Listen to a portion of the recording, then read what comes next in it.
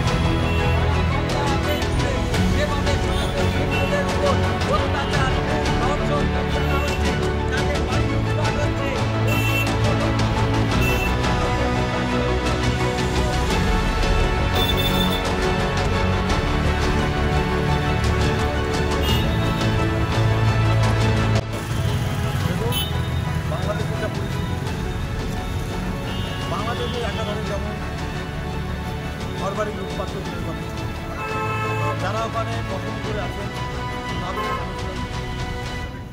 তারা আজকে ওখান থেকে লাঞ্ছিত বঞ্চিত, তারা ভিটেমাটি ছেড়ে আজকে এখানে সেখানে পলায়ন করছে। আজকে সেই অরাজকতার বিরুদ্ধে আমরা শান্তিপূর্ণ একটা মানববন্ধন করলাম।